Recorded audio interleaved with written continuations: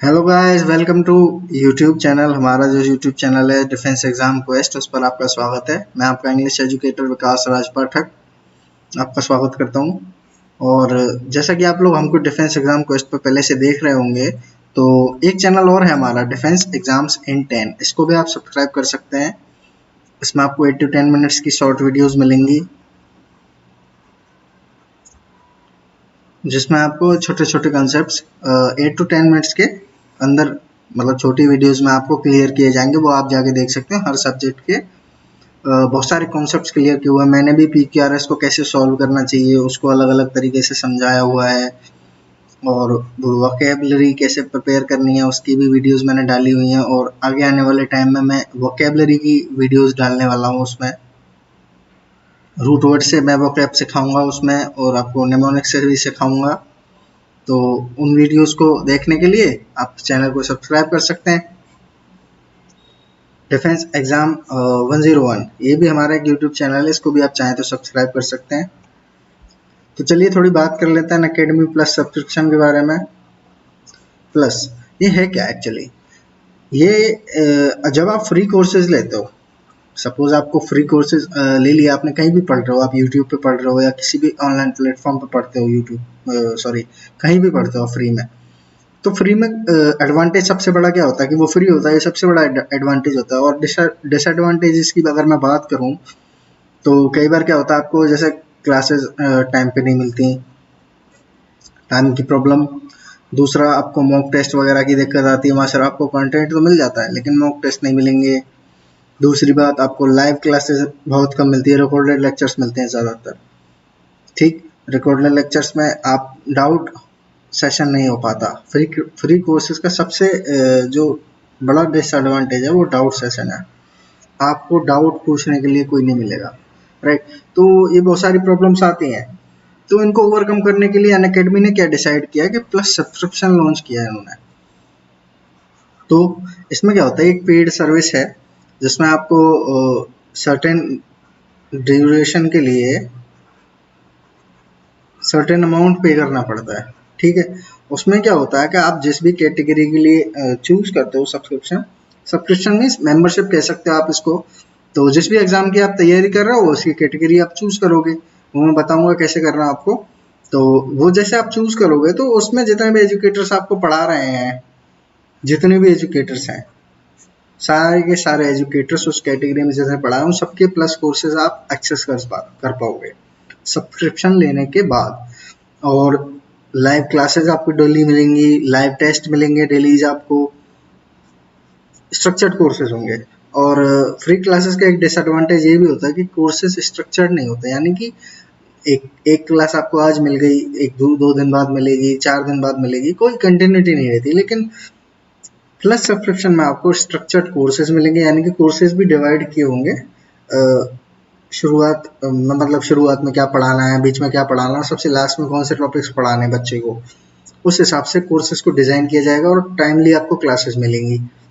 Unlimited access, जैसे मैंने आपको बता दिया कि सारी की सारी कैटेगरी, यानी कि जिस भी कैटेगरी के लिए आप सब्सक्रिप्शन ले रहे हो उस कैटेगरी के सारे एजुकेटर्स को आप एक्सेस कर सकते हो, सबसे पढ़ सकते हो। वैसे बेसिकली बच्चा एक या दो टीचर से पढ़ता है, हर सब्जेक्ट के मैक्सिमम 2 या 3 टीचर से बच्चा पढ़ सकता है, तो सबसे तो कोई नहीं पढ़ेगा। लेकिन अगर आप चाहो तो आपको ये फैसिलिटी भी अवेलेबल है।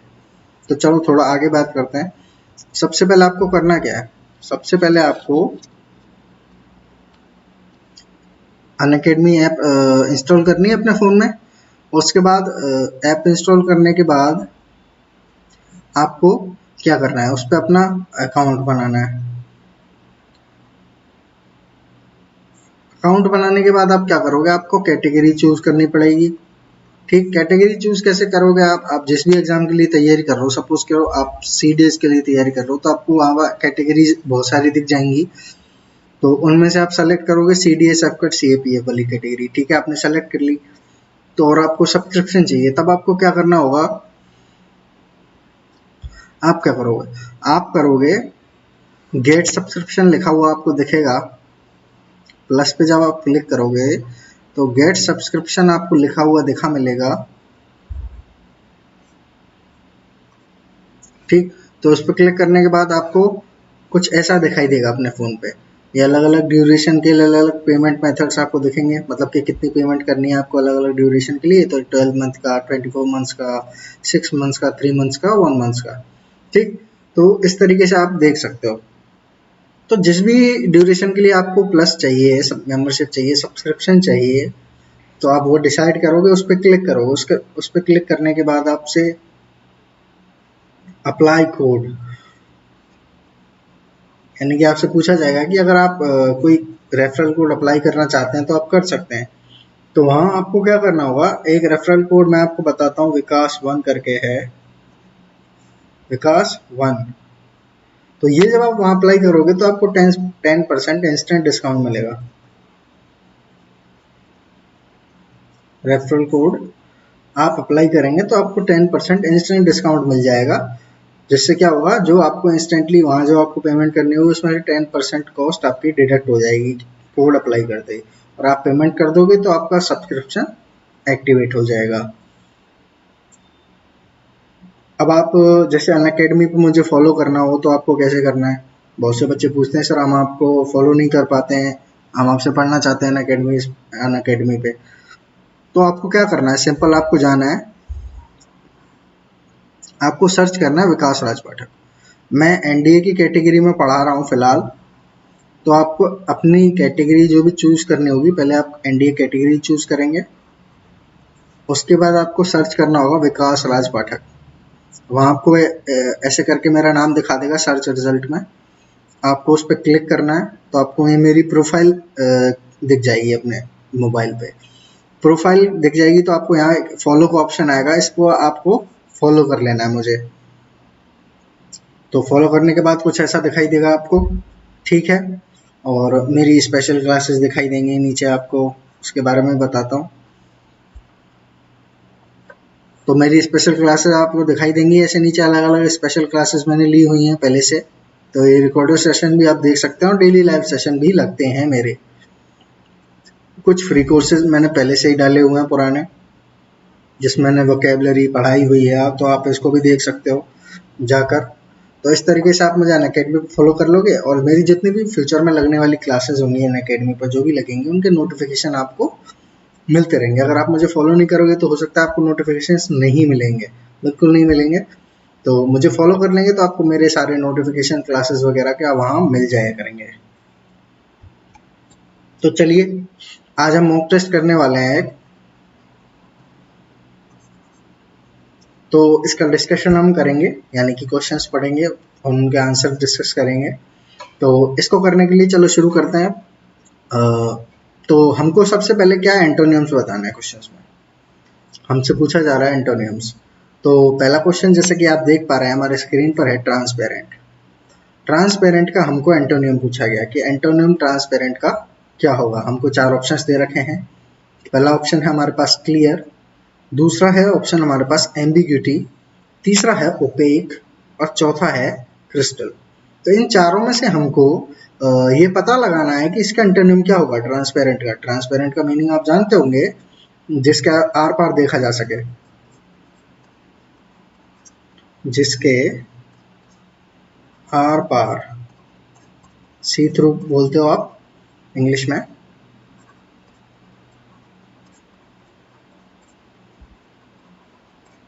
ठीक, तो इसका ऑपोजिट क्या होगा। इसका ऑपोजिट अगर हिंदी में करने की कोशिश करेंगे, भाई जिसके आर पार देखा जा सकेगा, ऑपोजिट क्या होगा, जिसके आर पार ना देखा जा सके। तो चलिए ऑप्शंस में देखते हैं कौन सा है हमारे पास। क्लियर है, एम्बिग्यूटी है, ओपेक है, क्रिस्टल है। तो इन चारों वर्ड्स का मीनिंग देखते हैं, चलिए आगे। तो फिर हम डिसाइड करेंगे कि इनमें से कौन सा होगा। तो सबसे पहले हमारा ट्रांसपेरेंट वर्ड था, हमको क्वेश्चन में दिया गया था, जो कि एक एडजेक्टिव होता है। तो इसका हम मीनिंग देखते हैं पहले। Allowing you to see through something, यानी कि वही आर पार देख सकते हो, जिसमें से आप आर पार देख सकने योग्य।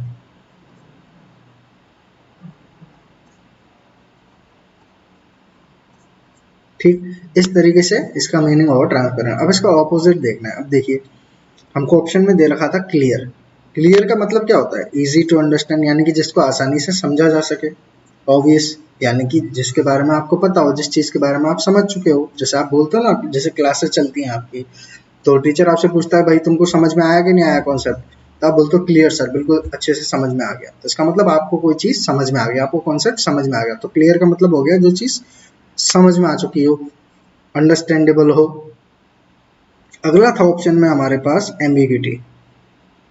एम्बिग्यूटी क्या होता है? एम्बिग्यूटी एक नाउन होता है और इसका मीनिंग क्या होता है? इसका मीनिंग होता है the state of having more than one meaning, यानी कि ऐसी कोई सिचुएशन या स्थिति जिसके एक से ज्यादा अधिक मतलब हो, मीनिंग हो, एक से अधिक अर्थ हो।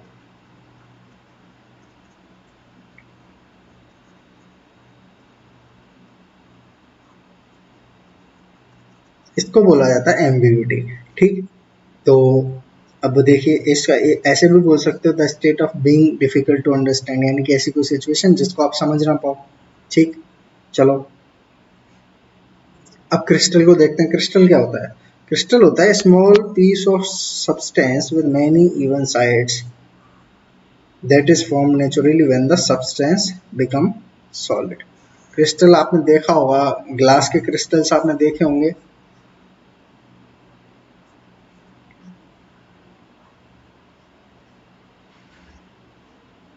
इस तरीके के क्रिस्टल्स आपने ग्लास के देखे होंगे जो चमकते रहते हैं। आपने कई बार बहुत सारी जगह उनको लगा हुआ देखा होगा।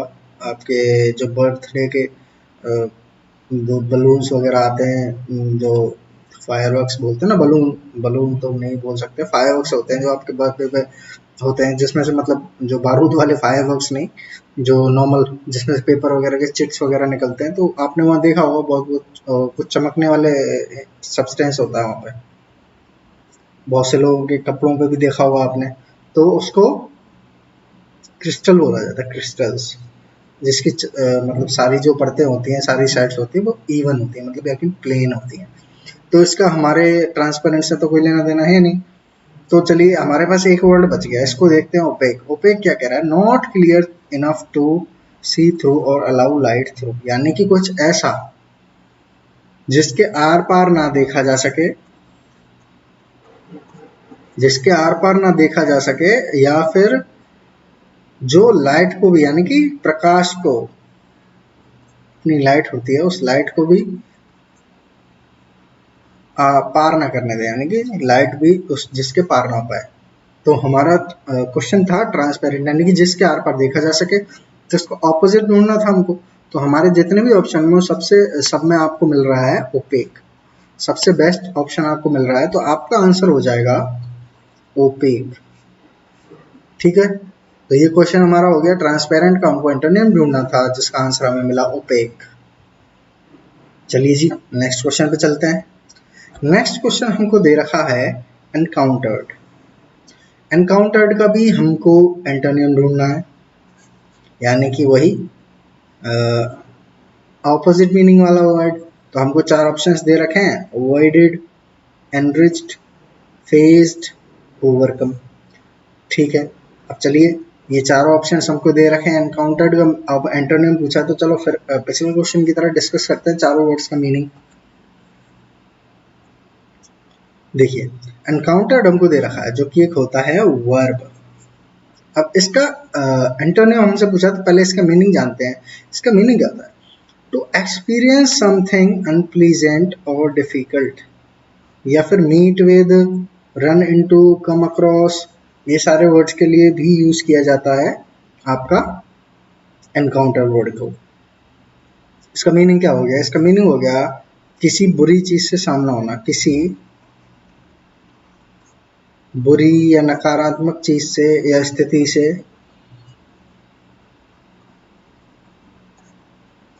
से सामना,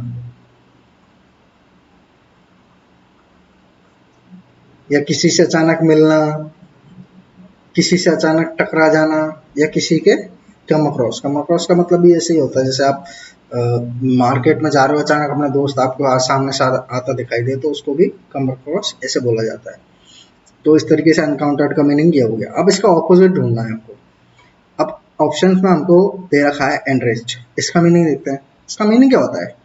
टू इम्प्रूव द क्वालिटी, यानी कि किसी भी चीज की क्वालिटी किसी भी चीज की क्वालिटी सुधारने को बोलते हैं एनरिच करना, एक वर्ब होती है। क्वालिटी सुधारने को बोला जाता है एनरिच करना। तो इसका मीनिंग तो हमारे एनकाउंटर से, यानी कि किसी से टकराने से, मिलने से, कभी किसी बुरी स्थिति से दो चार होना, जैसे हिंदी में बोलते हैं ना कि भाई मुश्किलों से दो चार हो रहा है वो आजकल, तो उससे मिलता जुलता नहीं है एनरिस्ट का मीनिंग। अब अगला जो एक ऑप्शन हमको दे रखा था वो था फेस्ड।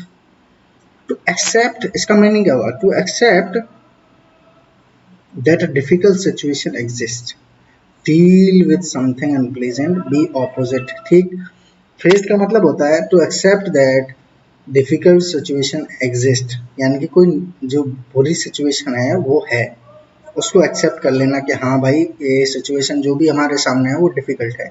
एक तो इसका मतलब ये हो गया। एक क्या होगा? डील विद समथिंग अनप्लीजेंट, यानी कुछ बुरा हो गया है, उसको आप डील कर रहे हो।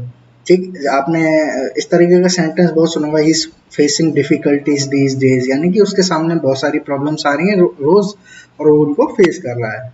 बी ऑपोजिट, अब आपके सामने कोई दूसरा खड़ा हो ना, जस्ट आपके सामने, तो उसको फेस्ड यानी कि ऑपोजिट होना, इस तरीके से भी बोला जाता है। तो इसका मीनिंग तो ऑलमोस्ट सेम हो गया। तो ये एंटोनियम तो नहीं हो गया, इसको सिनोनिम आप चाहे तो बना सकते हैं, लेकिन ये एंटोनियम नहीं बनेगा। चलिए अगला जो वर्ड था हमारे पास था वो है overcome. Overcome, to succeed in dealing with और controlling a problem that has been preventing you from achieving something. इसका मतलब क्या हो गया? To succeed in dealing with और controlling a problem that has been preventing you from achieving something, यानी कि ऐसी कोई प्रॉब्लम, ऐसी प्रॉब्लम जो आपको बहुत वक्त से, बहुत पुराने टाइम से आपको कोई प्रॉब्लम है और आपने उसको सॉल्व कर लिया है, या फिर आपका कोई गोल था पुराना, उसको आपने अचीव कर लिया है, इससे बोला जाएगा ओवरकम कर लेना। यानी कि मान लीजिए किसी को पानी से डर लगता है, लेकिन उसको कोई जबरदस्ती या फिर वो अपनी मर्जी से तैरना सीख जाए तो उसका क्या, पानी का डर खत्म हो जाता है। तो उसका जो हाइड्रोफोबिया होता है, पानी का डर होता है हाइड्रोफोबिया, वो दूर हो गया, उसने उसको ओवरकम कर लिया। तो इसका भी कुछ मीनिंग एनकाउंटर से मैच नहीं किया। अब एनकाउंटर का मीनिंग का ऑपोजिट आपको मिलेगा ऑप्शन नंबर वन, यानी कि अवॉइडेड में, यानी कि to prevent something bad from happening, यानी कि किसी कुछ बुरा होने से रोक देना। टू कीप अवे, दूर रहना। ठीक, अब एनकाउंटर का मतलब क्या था? या तो कुछ बुरा हो रहा है आपके साथ, वो आपको एक्सपीरियंस करना है, या फिर किसी से मिलना है, टकराना है। ठीक, अवॉइडेड का मतलब क्या हो गया? कुछ बुरा हो रहा है उसको रोक देना, या फिर किसी से दूर रहना, ट्राई नॉट टू डू, यानी कि कुछ ना करना, अवॉइड कर देना। ठीक, एक तो आप प्रॉब्लम्स को डायरेक्ट फेस कर रहे हो, एक उनको अवॉइड कर रहे हो, तो दोनों एक दूसरे के ऑपोजिट हो गए। तो ऑप्शन नंबर वन हमारा करेक्ट आंसर हो गया। एनकाउंटर का जो भी आपको एंटोनिम चाहिए तो वो आपको मिल गया अवॉइडेड में। चलिए, तो इस तरीके से क्वेश्चन नंबर 2 भी हमारा कंप्लीट होता है। नेक्स्ट क्वेश्चन पे चलते हैं। नेक्स्ट क्वेश्चन है हमारा हैंडी।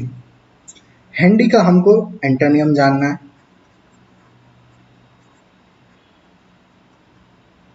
हैंडी का एंटोनियम जानने के लिए हमको क्या करना पड़ेगा? सबसे पहले चार ऑप्शंस को पढ़ना पड़ेगा। क्यूबरसम, क्यूम्बरसम, हैंडफुल, हैवी, अनवेल्डी। इन चारों का मीनिंग देखना पड़ेगा, हैंडी का भी मीनिंग देखना पड़ेगा। हमको आता है या नहीं आता है? नहीं आता है तो कोई बात नहीं, मैं आपको बताने वाला हूँ। तो चलिए एक्सप्लेनेशन की तरफ चलते हैं।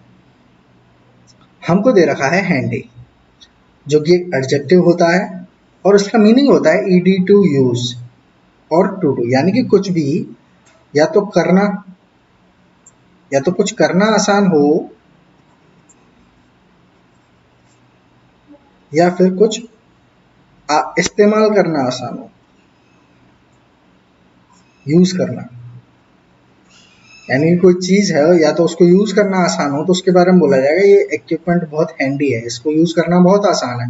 या फिर कोई सिचुएशन है या कोई काम है, जैसे आपको कोई पत्थर उठा के साइड में रखना है रोड से, तो आप बोलोगे हैंडी काम है, तो इसको मैं आसानी से कर सकता हूँ।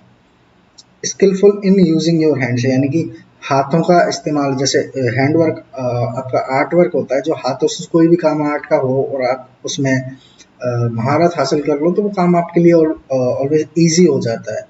तो उसके लिए आप बोल सकते हो हैंडी, इस वर्ड का यूज कर सकते हो उस सिचुएशन में भी। तो इसका बेसिकल मीनिंग क्या हो गया कि भाई कोई चीज़ आसान हो गई। अब इसका ऑपोजिट ढूंढना है हमको। ऑपोजिट ढूंढने के लिए हम फिर से वही ऑप्शंस को देखेंगे। क्यूम्बरसम ये होता है एडजेक्टिव। अब इसका मतलब होता है लार्ज एंड हैवी, यानी कि कुछ बहुत बड़ा और बहुत भारी, यानी कि जिसको हैवी टू कैरी, मतलब उसको ले जाने में बहुत प्रॉब्लम आएगी। और हैवी टू कैरी, वो ले जाने में बहुत भारी है, स्लो है, कॉम्प्लिकेटेड है। ठीक, तो इसका मीनिंग कुछ कुछ सेम हो गया। तो ये हमारा, सॉरी सेम नहीं हुआ, इसका मीनिंग कुछ कुछ मिल रहा है जिसका ऑपोजिट से। लेकिन चलो और ऑप्शंस को भी देखते हैं। हैंडफुल क्या हो गया हमारा? हैंडफुल हमको दे रखा है। हैंडफुल क्या होता है? नाउन होता है एक। The amount of something that can be held, that can be held in one hand, यानी कि एक हाथ में जितना आप किसी भी चीज को रख सको उसे बोला जाता है हैंडफुल। हैंडफुल ऑफ चॉकलेट्स, यानी कि एक मुट्ठी में बोलते हैं ना आप, एक हाथ में आप जितनी चॉकलेट्स रखो उसको बोला जाएगा हैंडफुल ऑफ चॉकलेट्स। या फिर कोई भी चीज रखो हाथ में, हैंडफुल बोला जाता है उसको। ठीक, स्मॉल नंबर ऑफ पीपल, इसके लिए भी इसका यूज किया जाता है हैंडफुल पीपल, यानी कि बहुत कम लोग थे। ठीक, आप लोग हाथ में तो नहीं रख सकते, लेकिन फिर भी एक कम नंबर में जब लोग होते हैं, जैसे कोई छोटा सा एक्सीडेंट हो गया तो वहाँ लोग आसपास इकट्ठे हो जाते हैं, तो बहुत अगर कम नंबर में है तो आप उसका यूज करते हो। There were handful people on the side of accident. ठीक, इस तरीके से आप यूज कर सकते हो। तो इसका तो कोई लेना देना ही नहीं है हमारे हैंडी से। तो अनवील्डी है हमारे पास। अनवील्डी का मतलब है डिफिकल्ट टू मूव और कंट्रोल। और किम्बरसम, ये इसका सिनोनिम है किम्बरसम का, यानी कि कोई चीज जिसको हिलाना डुलाना, इधर उधर मूव करना आसान ना हो। ठीक, तो यहाँ मूव करने की बात हो रही है किसी भी चीज को, लेकिन हमारे हैंडी में क्या बात हो रही है? तो किसी चीज को या तो यूज करने की या किसी काम को करने के बारे में। अब आप देखो, एक ऑप्शन आपको दे रखा है हैवी। हैवी का मतलब होता है डिफिकल्ट टू डू, और इसका एक मतलब भी होता है हैवी, जो वजन में हैवी होता है, वजन में ज्यादा होता है, उसको भी यूज करते हो आप। लेकिन आप वजन वाले पोर्शन को, यानी कि इस मीनिंग को बहुत ज्यादा यूज करते हो, तो आपको लगेगा कि यार ये नहीं हो सकता। लेकिन इसका एक मीनिंग ये भी होता है, किसी भी काम को जब आप कोई भी काम डिफिकल्ट होता है करने के लिए, उसके लिए हैवी का भी यूज किया जाता है। ठीक, is a heavy work to do, it's a heavy work to do, यानी कि ये बहुत ही हैवी काम है। हैवी काम से मतलब वो काम में तो वजन होता नहीं है। हैवी काम का मतलब हो गया कि ये बहुत मुश्किल भरा काम है, बहुत मुश्किल से होगा। तो हैंडी का ऑपोजिट आपको मिल गया हैवी में। तो आपका option number one, sorry option number four, ये आपका करेक्ट हो गया। हैंडी का एंटोनियम आपको मिल गया हैवी। ठीक है, चलिए जी नेक्स्ट क्वेश्चन की तरफ चलते हैं। अब हमको दे रखा है एलिगेंस। एलिगेंस में भी हमको एंटोनियम बताना है।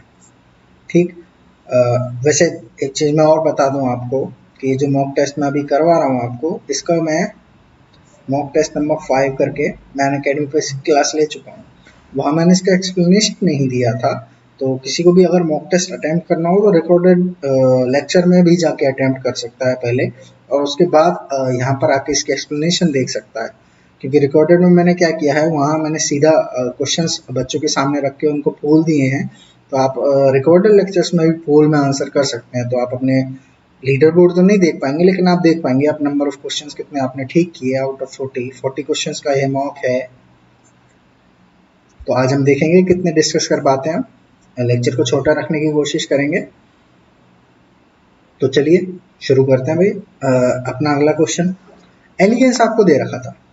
एलिगेंस का क्या मतलब है? एलिगेंस का मतलब है,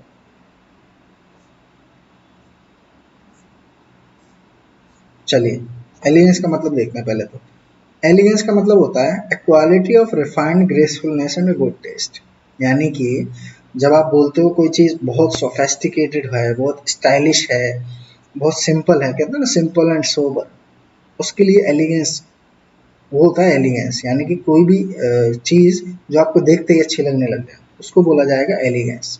ठीक है, तो हमको ऑप्शन में क्या क्या दे रखा है?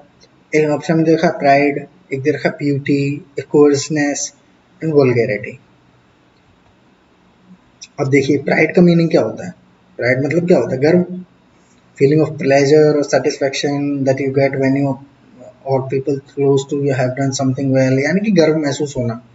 प्राइड का मतलब होता है गर्व, ठीक। और ब्यूटी का मतलब खूबसूरती, आप जानते हो।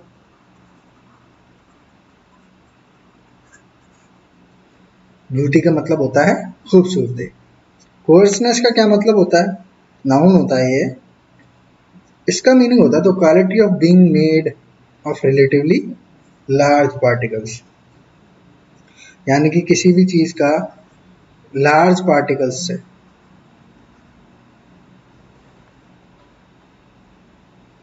लार्ज पार्टिकल्स से मिलकर बना होना। अब जैसे आपको मैं छोटा सा एग्जांपल देता हूँ, बूंदी के लड्डू के बारे में आपने सुना होगा सबने। तो ये बड़ी बड़ी बूंदियों से बन के, अब बूंदी का पार्टिकल तो यानी कि बूंदी को अगर पार्टिकल के तौर पे देखा जाए तो बहुत बड़ा होता है, तो उससे मिलकर बना हुआ होता है और आसानी से टूट जाता है। आप थोड़ा सा दबाओगे और टूट जाएगा। लूजनेस और रफनेस इन टेक्सचर, इसका जो भी टेक्सचर होगा यानी कि इसकी जो क्वालिटीज वगैरह प्रॉपर्टीज होंगी वो क्या होंगी, जल्दी से लूज हो जाएगा यानी कि टूट जाएंगे। और रफ रफ होते हैं। अब बहुत सारे बड़े बड़े पार्टिकल्स आसपास हों तो प्लेन तो नहीं हो सकती सरफेस। इस तरीके से आप इसको देख सकते हो। कोर्सनेस का मतलब ये हो गया। अब इसका एलिगेंस से लेना देना तो कोई है ही नहीं, ठीक।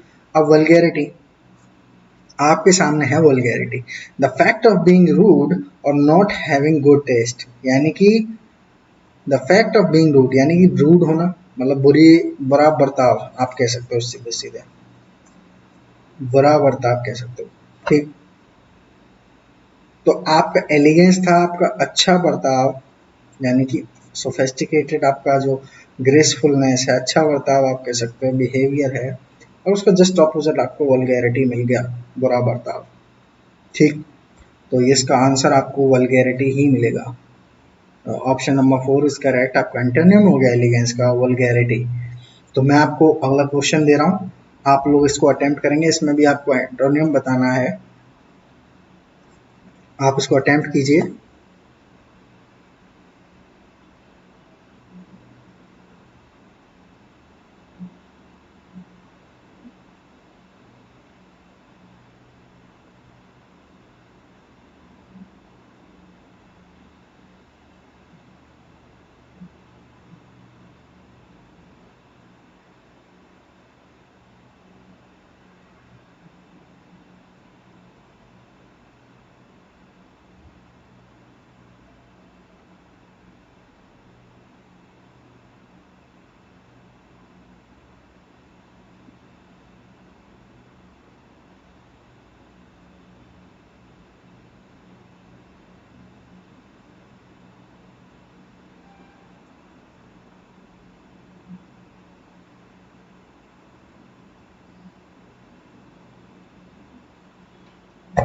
तो चलिए, आपने की होगी कोशिश। तो आपको क्वेश्चन दे रखा था कैप्रीशियस। कैप्रीशियस का आपको बताना था एंटोनिम। आपको ऑप्शंस में क्या क्या दे रखा था, फर्म दे रखा था, फिकल दे रखा था, इंडेफिनाइट दे रखा था, डिफाइन दे रखा है। अब इनका मीनिंग देख लेते हैं। कैप्रीशियस का मीनिंग देखते हैं सबसे पहले। तो कैप्रीशियस का मीनिंग क्या होगा? एडजेक्टिव होता है। कैप्रीशियस का मीनिंग होगा showing sudden changes in attitude और बिहेवियर, ठीक है। कैप्रीशियस का मतलब किसी इंसान का अपने बिहेवियर में अचानक कुछ चेंज कर देना। मान लीजिए वो बंदा बहुत बात करने वाला है, तो अचानक वो बात करना बहुत कम कर दे, या कोई बहुत कम बात करता हो तो अचानक वो बड़बोला बन जाए। तो बिहेवियर में ऐसा अचानक सडन चेंज आ जाता है, उसको बोला जाता है कैप्रीशियस। एडजेक्टिव होता है ये। अनप्रेडिक्टेबल, अनप्रेडिक्टेबल भी यूज कर सकते हो आप इसके लिए, ठीक। अब फिकल दे रखा था आपको, ये भी एडजेक्टिव हो जाता है। अब इसका मीनिंग भी यही होता है, चेंजिंग ऑफन एंड सडनली, यानी कि अचानक कुछ चेंज हो जाना, ठीक। इंडेफिनिट का क्या मतलब हो गया? ये भी एक एडजेक्टिव होता है। Lasting for a period of time that are no fix end, यानी कि कुछ चीज अनंत काल के लिए जब हो जाए तो उसे बोला जाता है इंडेफिनिट। अनंत काल के लिए उसे बोला जाता है इंडेफिनिट। डेफिनिट क्या होता है? आपके ऑप्शन में यहाँ पर टाइपिंग एरर था, पूरा वर्ड नहीं लिखा हुआ था। तो डेफिनेट क्या होता है? ओपनली रिफ्यूजिंग टू ओबे, यानी कि आपको कोई काम करने के लिए कोई बोले, आपका सुपीरियर, और आप सीधे सीधे उसको मुंह पे मना कर दें, उसको बोला जाता है डेफिनेट। अब इसका कैप्रीशियस यानी कि सडन चेंजेस इन बिहेवियर से कोई लेना देना नहीं है। लेकिन आपका एक ऑप्शन है फर्म। फर्म आपका एक ऑप्शन है, एडजेक्टिव होता है। इसका मतलब होता है fairly hard, not easy to press into a different shape, not likely to change. ये रहा आपका मीनिंग। ठीक है, यानी कि कोई चीज जो फेयरली हार्ड हो, यानी कि जिसको आप प्रेस करके उसका शेप चेंज ना कर सकें, उसके लिए फॉर्म यूज किया जाता है। और इसका एक ये मीनिंग भी होता है कि जो चेंज ना हो सके, फर्म हो। जैसे आप ने कुछ डिसाइड किया अपने करियर के लिए कि आपको एनडीए में ही जाना है, और आपके पेरेंट्स बोल रहे हैं नहीं यार ये फौज वौज में मत जा, हमारी इकलौती औलाद है तू, तो ये सब कुछ बोलते हैं, तो आप बोलते हो नहीं, मैं अपने डिसीजन पे एकदम फर्म हूँ। फर्म होने का मतलब मैं अपने डिसीजन को चेंज नहीं करूंगा। तो इस तरीके से फर्म का हो गया जो चेंज ना हो। और आपका कैप्रिशियस का मतलब था क्या था, सडनली चेंज कर लेना। तो इसका ऑपोजिट हो गया आपका फर्म। तो आपके कैप्रिशियस का जो एंटोनिम आपको मिलेगा वो मिलेगा फर्म, यानी कि आपका ऑप्शन 1 इज करेक्ट। चलिए नेक्स्ट क्वेश्चन की तरफ चलते हैं। नेक्स्ट क्वेश्चन है आपका एनलिवन। इसका भी आपको एंटोनिम नहीं बताना है, इसका बताना है आपको सिनोनिम। अब तक क्या बता रहे थे आप, एंटोनिम्स बता रहे थे। अब आपको बताना है सिनोनिम्स, यानी कि ऐसा वर्ड जो उसका मीनिंग रखता हो सेम, यानी कि जो एनलिवन का मीनिंग है वैसा ही सेम मीनिंग रखने वाला वर्ड कौन सा है। ऑप्शंस में आपको दे रखे हैं डैम्पन, चीयर, डिप्रेस और सबड्यू। अब देखिए एनलिवन का मतलब देखते हैं पहले तो। एनलिवन का क्या मीनिंग होता है, to make something more interesting, यानी कि कोई भी चीज है, कोई भी काम है, कोई भी टास्क है, उसको और इंटरेस्टिंग बना देना। टू मेक समथिंग, किसी भी चीज को हिंदी में लिखें जैसे, और मजेदार बना देना।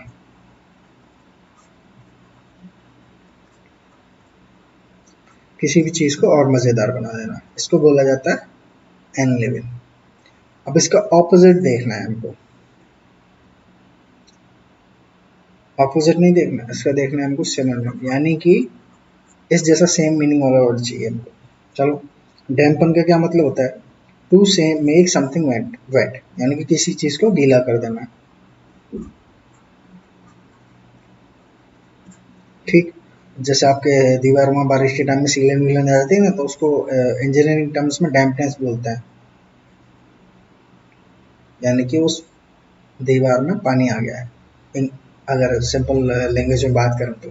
ठीक, तो डिप्रेस का मतलब क्या हो गया, टू बी सैड, यानी कि डिप्रेशन जैसा आप बोलते हो ना, तो वही वाला डिप्रेस है। इसका मतलब सैड फीलिंग हो जाना, खोया खोया रहना, आपकी मतलब एनर्जी चली जाती है, मजेदार, आपकी लाइफ से मजा चला जाता है। तो ये तो एक तरीके से ऑपोजिट हो गया उसका। सबड्यू क्या हो गया, to bring somebody under control, यानी कि डिफीट, किसी को हरा देना, या किसी को अपने कंट्रोल के अंडर ले आना, किसी पे कब्जा जमा लेना, उसको बोला जाएगा आपका सबड्यू। अब ये भी नहीं है हमारा एनलिवन, यानी कि किसी चीज को मोर इंटरेस्टिंग बना देना, इससे मिलता जुलता, हमको क्या सेम मीनिंग चाहिए। तो हमारा ऑप्शन एक दे रखा है यहाँ पर, चीयर। इसका मतलब ये होता है, आप चीयर बोलते हो ना, टू शो सपोर्ट और प्रेज फॉर समबडी, और टू गिव हिम एनकरेजमेंट, यानी कि किसी को सपोर्ट करना, किसी की तारीफ करना, या किसी को उत्साह बढ़ाना, किसी का उत्साहवर्धन बोलते हैं ना हिंदी में, उत्साहवर्धन।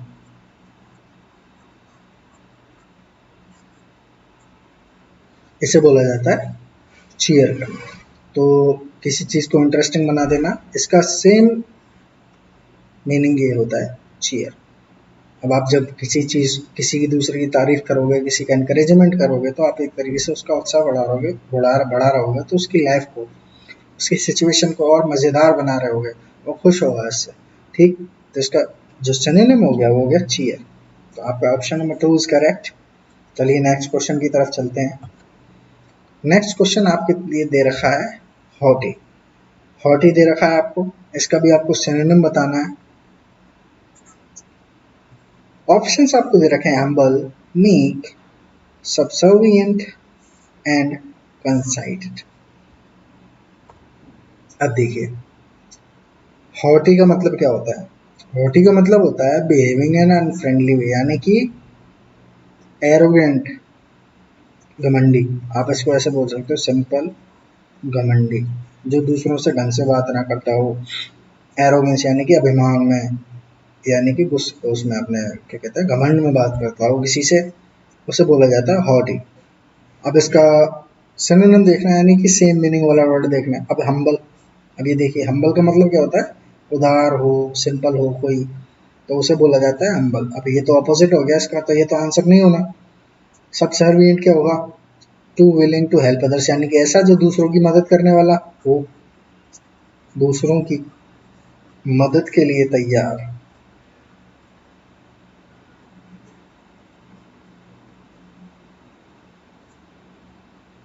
ठीक, अब ये भी नहीं होगा, क्योंकि हमको सिनोनिम देखना है, ऐसा बंदा देखना है, ऐसा वर्ड देखना है जिसका मीनिंग भी हो, घमंडी वगैरह कुछ हो, एरोगेंट है या रूड इस टाइप का कुछ हो। मीक क्या होता है, मीक का मतलब होता है क्वाइट, यानी कि जो शांत हो, जेंटल हो, तो ये भी नहीं है भाई घमंडी। तो हमारा एक ऑप्शन बच गया कंसेटेड।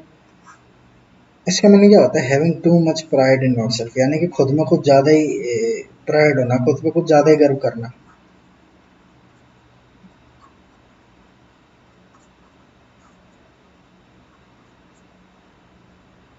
अब खुद पे ज्यादा गर्व करने का मतलब यही होता है आपका घमंड करना। तो आपका सिनोनिम हो गया आपका ऑप्शन नंबर 4, हॉटी का सिनोनिम आपको मिला है ऑप्शन नंबर 4, कंसेटेड। तो ये आपका आंसर हो गया। चलिए नेक्स्ट क्वेश्चन पे चलते हैं। डिमेंटेड, इसका भी आपको सिनोनिम पहचानना है। डिमेंटेड, डिमेंटेड का सिनोनिम क्या हो गया। अब आपको ऑप्शंस में दे रखा है रीजनेबल, सेंसिबल, इडियोटिक और ल्यूसिड। चलिए इनका मीनिंग देखते हैं। डिमेंटेड का मतलब क्या हो गया, इसका मीनिंग हुआ आपको कि behaving in a crazy way because you are very upset और वरीड, यानी कि आप पागलों की तरह जब व्यवहार करने लग जाओ, कब, जब आप अपसेट हो, यानी कि आप परेशान होने पर पागलों की तरह बर्ताव करना।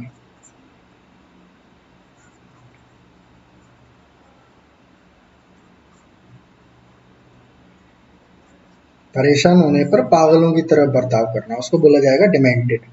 रीजनेबल, रीजनेबल का मीनिंग क्या हो गया, रीजनेबल का मतलब होगा फेयर, प्रैक्टिकल, सेंसिबल, यानी कि जो सही हो। ठीक, सही बोल सकते हो आप इसको सिंपल। सेंसिबल का मतलब समझदार। अब समझदार और पागल तो ऑपोजिट हो गए, हमको देखना है सेम मीनिंग। ल्यूसिड क्या होता है आपका, इजी टू अंडरस्टैंड, यानी कि क्लियर, यानी कि जिसको आसानी से समझने योग्य।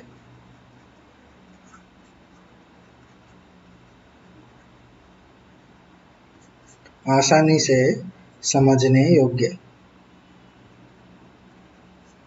ठीक, अब हमको मीनिंग कैसा चाहिए था, ऐसा चाहिए था कोई पागल वागल टाइप का सिनोनिम हो जिसका मीनिंग हो पागल वागल। अब आपको दिख रहा है idiotic, very stupid and ridiculous. अब आपको यहाँ आपको आपका आंसर मिल गया, इडियट। इडियोटिक मतलब वही आपको पागलों जैसा, इडियट्स कहते हैं ना, बेवकूफ जैसा, बेवकूफ जैसा, बेवकूफ जैसा, इस तरीके से आप इसका सिनोनिम होगा आपका इडियोटिक।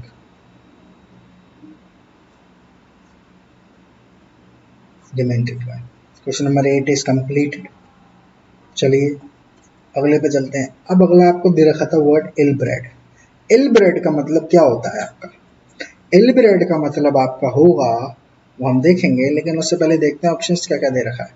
अनकथ, कर्टियस, वेल ब्रेड या फिर मैनरली। अब आपको क्या देखना था, यहाँ देखना था आपको सिनोनिम्स, यानी कि सेम मीनिंग वाला वर्ड। चलिए तो पहले इल ब्रेड का मतलब देख लेते हैं क्या होता है। ठीक, इल ब्रेड का मतलब होता है आपका बुरी तरह, रूड, बैडली बिहेव्ड, बुरा बर्ताव। ये देखिए यहाँ पर दे रखा है आपको इल ब्रेड, बुरा बर्ताव एडजेक्टिव होता है ये। अब इसका हमको ऑपोजिट तो ढूंढना नहीं, जो अगर ऑपोजिट ढूंढना होता तो बेल ब्रेड इसका एंटोनिम हो जाता, लेकिन हमको ऑपोजिट नहीं ढूंढना, हमको ढूंढना है कि बुरा बर्ताव वाला ही कुछ वर्ड मिले हमको। अब कर्टेस का मतलब ये होता है पोलाइट, यानी कि संस्कारी कह सकते हो आप हिंदी में इसको, शांत, अच्छे, अच्छा कहते हैं ना, बहुत बढ़िया संस्कार है, यानी कि पोलाइटनेस, शांति, अच्छे से बात कर रहा। मैनरली का मतलब ये होगा अच्छे मैनर्स हो जिसमें, वेल मैनर्ड हो, अच्छा, इसको भी आप अच्छे के सेंस में रख सकते हो, अच्छा बर्ताव, बिहेवियर। लेकिन आपका एक ऑप्शन दे रखा है आपको अनपढ़, इसका मतलब भी यही होता है रूड, यानी कि बुरा, बुरा तरीके से व्यवहार, सोशली अनएक्सेप्टेबल, जो कि सामाजिक तौर पर स्वीकार्य ना हो, सोशली कोई भी एक्सेप्टेबल ना हो, उसे जैसे हिंदी में बोलते हैं जो स्वीकार्य ना हो सामाजिक तौर पे। ठीक, तो ये हो गया आपका अनकथ। तो आपका जो इलब्रेड था और अनकथ था वो ऑलमोस्ट सेम मीनिंग के हैं, यानी कि जो बुरा है, जो बुरा बर्ताव करता है, जिसको बुरा बर्ताव कोई किसी के लिए एक्सेप्टेबल थोड़ी होता है, बुरा बर्ताव किसी के लिए एक्सेप्टेबल नहीं होता, तो इसका सिनोनिम आपका अनकथ हो गया। ये देखिए क्वेश्चन नंबर 9 का आपका आंसर हुआ अनकथ, सेम मीनिंग हो गया, सिनोनिम आपको मिल गया। चलिए क्वेश्चन नंबर 10 की तरफ चलते हैं। क्वेश्चन नंबर 10 हमको कह रहा है नेक का सिनोनिम बताइए सर। अब ऑप्शंस दे रखे हैं ऑकवर्डनेस, डिसेबिलिटी, क्लमिशनेस, ठीक, क्लमजीनेस सॉरी, डेक्स्टरिटी। अब इनका मीनिंग देखो पहले तो भाई, तब तो पता लगे। और हमको जो क्वेश्चन दे रखा है उसका वो क्या वर्ड, वो है नेक। अब इसका मतलब होता है स्पेशल स्किल और एबिलिटी, यानी कि एक स्पेशल लिख देता हूँ हिंदी में, इंग्लिश में ही, स्पेशल कला। ठीक, कला, कोई भी आर्ट स्किल, कोई भी कला, अब वो बुनाई, कढ़ाई, सिलाई, एनीथिंग, कारपेंटर वाला काम, ब्लैक स्मिथ, गोल्ड स्मिथ, कोई भी सुनार लोहार वाला कोई भी काम, कोई भी स्किल हो, उसको बोला जाता है नेक, नाउन होता है। ठीक, अब इसका आपको देखना है सेम मीनिंग क्या होता है। ऑकवर्डनेस, ठीक, आप कहते हैं ना ऑकवर्डनेस, कई बार आपको क्या लगता है, जैसे आप अच्छे कपड़े नहीं पहन के आए हो, कॉलेज आए आप, तो आपने क्या किया, आप नॉर्मल अपने जीन्स शर्ट में चले गए, लेकिन इंटरव्यूज चल रहे हैं, तो आपको वहाँ क्या, आप सोचोगे यार आज तो बड़ा ऑकवर्ड फील होगा मेरे को जब मैं इंटरव्यू रूम में घुसूंगा मैं, क्योंकि मैं ढंग से कपड़े नहीं पहन के आया, नॉर्मल मैं तो डेली वाले अपने कपड़े पहन के आ गया, तो बड़ा अजीब लगेगा। तो अजीब जो है ना, ऑकवर्ड का मतलब, ऑकवर्डनेस का मतलब अजीब, अजीब लगना। ठीक, इस तरीके से आप इसका मीनिंग ले सकते हो। क्लमजीनेस का मतलब क्या होता है, ग्रेसलेसनेस, ऑकवर्डनेस, इसका मतलब भी वही ऑकवर्डनेस, अजीब सा।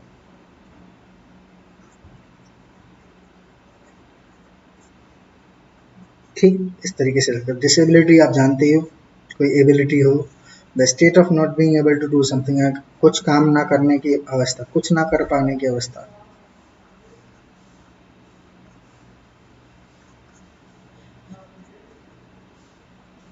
कुछ ना कर पाने की अवस्था को डिसेबिलिटी बोला जाता है।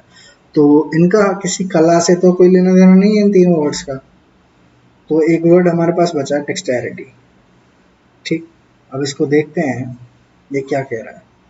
ये कह रहा है skill in using your hands और माइंड, यानी कि अपने दिमाग और हाथ का प्रयोग। अब वो किस में होता है, आपके दिमाग और हाथ का प्रयोग आपको सबसे ज़्यादा लिखने के लिए यूज होता है ना, तो ये लिखने के सेंस में बहुत यूज किया जाता है। अब आपने एक वर्ड सुना होगा एम्बी डेक्स्ट्रस, एम्बी डेक्स्ट्रस, इसका मतलब होता है जो दोनों हाथों से लिख सकता हो। आपने थ्री इडियट्स देखी होगी, तो वायरस का नाम सुना होगा ना, तो वायरस क्या करता था, दोनों हाथों से लिखता था बोर्ड पे, तो उसको एम्बीडेक्टर्स बोला जाता है। क्योंकि माइंड आपका एक बार आपको एक ही हाथ से लिखने का कमांड देता है, अगर जनरल यूज देखा जाए तो। लेकिन अगर किसी का माइंड एक साथ दोनों जगह काम कर सकता है, तो उसको बोला जाता है स्किल। स्किल होती है वो भी एक तरीके की कला होती है, हर कोई नहीं कर सकता ये काम। आप ट्राई करके देखना, दोनों हाथों से अलग अलग चीजें लिखने की कोशिश करना, एक ना एक जगह गलती हो जाएगी आपसे, या तो राइट हैंड साइड वाले में गलती होगी या लेफ्ट हैंड साइड वाले में गलती होगी। तो हर कोई नहीं कर पाता, ये भी एक आर्ट है, कला है। तो हमको कला के बारे में देखना था कोई सिनोनिम, तो हमको डेक्सटेरिटी मिल गया, तो ये हमारा आंसर हो गया। नेक का सिनोनिम हो गया डेक्सटेरिटी। चलिए, तो ये हमारे एंटोनिम हो गए और सिनोनिम्स हो गए। अब हमको देखने हैं एरर्स, एरर्स फाइंड आउट करने हैं। हमको क्वेश्चन दे रखा, unless it is accepted to both the parties, an arbitrator would be of no use to settle the dispute। यानी कि कोई डिस्प्यूट है, तब तक उनके उस डिस्प्यूट में दो पार्टीज होंगी, ऑब्वियसली बात है, दो पार्टीज के बीच में डिस्प्यूट होता है, ठीक है, एक पार्टी हो गई एक पार्टी हो गई, तो उनके बीच में अगर आपको समझौता करवाना है तो आप या तो उनको बोलोगे भाई आपस में मिलजुल के बैठ के बात कर लो, अगर ये नहीं कर पाते हो आप क्या करते हो, एक थर्ड पार्टी लेके आते हो, कोई भी एक इंसान लेके आओगे, किसी को भी बैठाओगे कि भाई इन दोनों पार्टीज के बीच में आप समझौता करवाइए, तो उसको बोला जाता है आर्बिट्रेटर, ठीक है, समझौता करना कराने वाला। तो अभी ये सेंटेंस कह रहा है कि आपको it is accepted to both the part if unless it is accepted to both the parties, यानी कि जब तक ये दोनों पार्टीज को मंजूर नहीं होगा तब तक इस जो समझौता कराने वाला आर्बिट्रेटर है इसको बुलाने का कोई फायदा नहीं है इस डिस्प्यूट को सेटल करवाने के लिए, ठीक, ये किसी काम का नहीं है। तो इसमें आपको एरर बताना था, किस पार्ट में एरर है। तो आप लोग तो अभी रिकॉर्डेड लेसन देख रहे हो तो आप आंसर नहीं कर पाओगे, तो मैं आपको बता देता हूँ। इसमें एक फर्स्ट पार्ट में एरर है, फर्स्ट पार्ट में क्या एरर है वो देखिए। आपको यहाँ पर एक्सेप्टेड की जगह एक्सेप्टेबल लगाना पड़ेगा। Unless it is acceptable to both the parties, an arbitrator would be of no use to settle the dispute। अब देखिए, एक्सप्लेनेशन देख लेते हैं थोड़ी। मैंने क्या एक्सप्लेनेशन भी बच्चों के लिए अलग से लिख रखी है। Acceptable will replace accepted, by will replace to, because। अब देखो, accepted वर्ब होता है, इसका मतलब होता है टू अग्री, यानी कि किसी चीज के ऊपर अग्री कर लेना। एक्सेप्टेबल क्या होता है, एक एडजेक्टिव होता है, इसका मतलब होता है agreed, approved by most people in society, यानी कोई चीज जब सोसाइटी में सब लोग अप्रूव कर देते हैं, ऑलरेडी अप्रूव हो चुकी है वो चीज, उसे बोला जाता है एक्सेप्टेबल।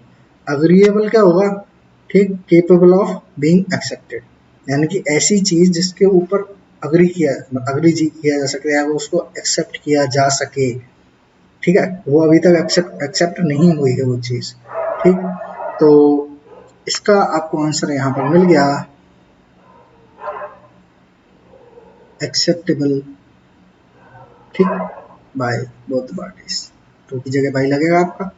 अब आपको ये तो आपका जनरली वैसे ही हुआ, मैं आपको अपने तरीके से जैसे बताता हूँ उस हिसाब से बताता हूँ। यहाँ पर आप इज देख पा रहे हैं, इज एक लिंकिंग वर्ब होती है, और लिंकिंग वर्ब के बाद हमेशा उसके सब्जेक्ट कॉम्प्लीमेंट लिखे जाते हैं।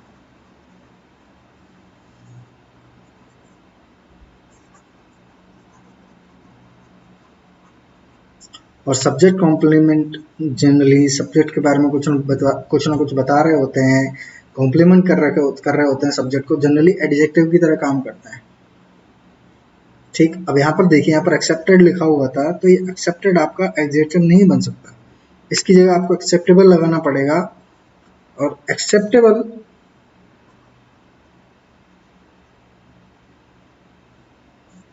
आपको एक एडजेक्टिव की तरह भी काम करता है, ठीक।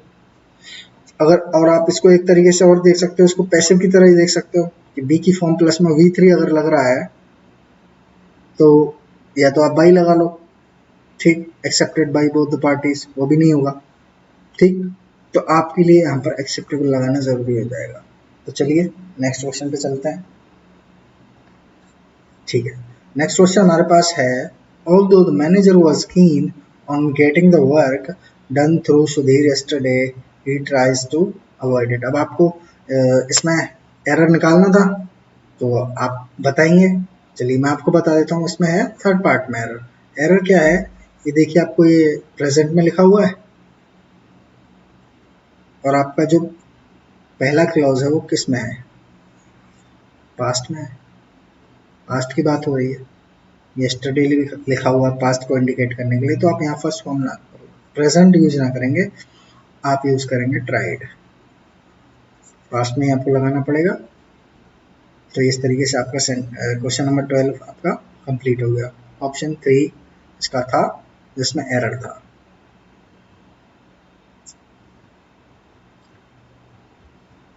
चलिए अब आपको मैं इसी तरीके से आप एरर देख पाओगे, और आपको अब मैं डिस्कस करता हूँ थोड़ा PQRS के बारे में। जनरली ये सारे क्वेश्चंस मैंने डिस्कस कर दिए हैं ऑलरेडी अपने डिफेंस इन 10 की वीडियोस में, लेकिन फिर से बहुत सारे लोगों ने वो वीडियोस नहीं देखी होगी, तो उनके लिए इसको मैं डिस्कस कर देता हूँ। तो ये देखिए, इसमें आपको करेक्ट ऑर्डर आइडेंटिफाई करना है PQRS का। ठीक, तो पहला क्वेश्चन पढ़ते हैं। PQRS 4 एक सेंटेंस के पार्ट दे रखे हैं, उनको पढ़ेंगे। Until they have come, some take no thought to the end of it of the value of time। ठीक, अब इसका हमको करेक्ट ऑर्डर आइडेंटिफाई करना है। इसका करेक्ट ऑर्डर आप आइडेंटिफाई करें, पहले रुकें, वीडियो को पॉज करें, सही आंसर आइडेंटिफाई करने की कोशिश करें, और फिर वीडियो को प्ले करके अब जैसा मैं बता रहा हूं तो उसको देखें। इसका करेक्ट आंसर होगा ऑप्शन नंबर डी, यानी कि QSPR। देखिए, सम टेक नो थॉट, ठीक, of the value of time P until they have come to the end of it। ठीक, अब आपका सम है, इससे आपका सेंटेंस स्टार्ट होगा। अंटिल से आपका सेंटेंस स्टार्ट जनरली नहीं होता है, टू प्रपोजिशन है, ऑफ भी प्रपोजिशन है, नहीं होता जनरली स्टार्ट। तो आपका सम से सेंटेंस फर्स्ट सेंटेंस स्टार्ट होना चाहिए, तो आपको ऑप्शन नंबर क्यू से पहला होना चाहिए ऑप्शन में, और आपका एक ही ऑप्शन में क्यू नंबर 1 है, तो ये आपका आंसर हो जाएगा। अब देखिए यहाँ टाइम की बात हो रही है, एक चीज और दिखाता हूँ, टाइम की बात हो रही है। Of the value of time until they have come to the end of it, यानी कि कम वर्ब। देखिए, अब वर्ब के बाद देखना है आपको, come of the value of time नहीं, come to the end of it, come some, ये सम नहीं होगा, तो आपका क्यू टी के बाद आपका आर आएगा, टी के बाद आपका आर आ रहा है। देखिए, तो इस तरीके से आपका ऑप्शन नंबर डी करेक्ट हो जाएगा। तो चलिए नेक्स्ट क्वेश्चन की तरफ चलते हैं। To the undertaking may very well be compared of a journey in the process of learning। ठीक, अब आपका क्वेश्चन नंबर 17 यहाँ पर दे रखा है। इसका करेक्ट आंसर आपको आइडेंटिफाई करना है पहले, जो कि आप कैसे करोगे, वीडियो को पॉज करोगे, उसके बाद इस क्वेश्चन को करने की कोशिश करोगे, और फिर मैं आपका आंसर अभी बता देता हूँ। आंसर होगा आपका ए। सबसे पहले आपको PQRS सॉल्व करने के लिए क्या करना होता है, सब्जेक्ट आइडेंटिफाई करना होता है। सब्जेक्ट आइडेंटिफाई करने से आपको पहला सेंटेंस स्टार्ट कहाँ से हो रहा है वो पता लग जाता है। अगर आपको स्टार्टिंग पता लग गई तो आपको हो सकता है पहले स्टार्टिंग में सब्जेक्ट आइडेंटिफाई करने से ही सीधा आपको आंसर मिल जाए तो 10 सेकंड्स के अंदर। अगर ये आप आइडेंटिफाई नहीं कर पाते हो, या फिर बहुत सारे ऑप्शंस में आपको लग रहा है, कंफ्यूजन हो गया है, तो आपको क्या करना है, आपको दो पेयर्स बनाने हैं आपको। कोई भी दो ऑप्शन का रख लीजिए पेयर, जिसमें आपको कंफर्म ये पता हो कि एक ऑप्शन के बाद दूसरा ऑप्शन आएगा, या इससे पहले ये दूसरा, या दो से पहले एक आएगा, एक से पहले दो, एक के बाद दो आएगा। इस टाइप से कोई भी दो ऑप्शन का, P और S का बना लो, P और Q का, P और R का, या फिर QR का, QS का, ठीक, QP का, इस तरीके से आप बना सकते हो पेयर्स। तो चलिए यहाँ पर देखते हैं। हमको सबसे पहले क्या करना है, सब्जेक्ट आइडेंटिफाई करना है। ये मे, वेरी वेल, ये मॉडल है आपका ऑफ प्रपोजिशन, टू प्रपोजिशन, या प्रोसेस ऑफ लर्निंग। इससे आप सेंटेंस अपना स्टार्ट कर सकते हो। तो इसका मतलब पहला पार्ट ये हो गया आपका एस, तो एस वाला ऑप्शन आपको एक ही है, तो ये आपका आंसर हो गया। एक तरीका ये था। अब आप देखिए कंपेयर्ड, कंपेयर्ड के बाद क्या आएगा, कंपेयर्ड के बाद आता है आपका टू। ठीक, इस तरीके से आपको पता लग गया कि क्यू के बाद आपका पी आएगा, क्यू के बाद पी आपके देखिए यहाँ पे आ रहा है। और किसी भी सेंटेंस में इंस्टेंट क्यू के बाद पी आपको नहीं आता दिख रहा है, तो आपका एस क्यू पी आर, ये आपका ए ऑप्शन करेक्ट हो जाएगा। ठीक, तो इस तरीके से आपका क्वेश्चन नंबर 17 का ए ऑप्शन करेक्ट है। क्वेश्चन नंबर 18 की तरफ चलते हैं। Half its beauty and usefulness knowledge would lose without hard toil if we could acquire it. ठीक, क्वेश्चन नंबर 18 का आपको आंसर देना है। अब आपसे मैंने क्या बोला, आपको सब्जेक्ट आइडेंटिफाई करना है। सब्जेक्ट आइडेंटिफाई करने के लिए आप क्या करोगे, सबसे पहले देखोगे भाई कौन सी सब्जेक्ट बन सकता है। सब्जेक्ट के लिए मैंने आपको क्या बताया, नाउन या प्रोनाउन सब्जेक्ट बनते हैं।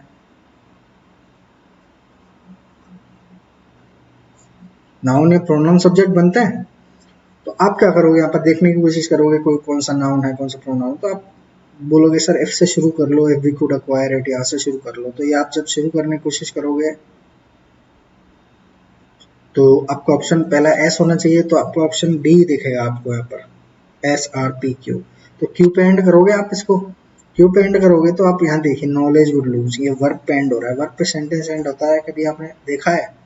कभी नहीं होता वर्ब पे सेंटेंस एंड। तो यानी कि इसका ऑप्शन आपका ये डी इनकरेक्ट हो गया। तो अभी देखते हैं और किसी चीज से यूज कर सकते हैं क्या। ठीक, अब आप देखिए कैसे पता लगाना। मैंने क्या बोला, सब्जेक्ट। अब सब्जेक्ट में फिर आपको दिक्कत होगी कि भाई ऐसा ऑप्शन से लग रहा था स्टार्टिंग होता तो दिक्कत होगी। तो अब आपको पेयर्स बनाने पड़ेंगे। पेयर्स कैसे बनाओगे, देखो ये लूज वर्ब दिख गई।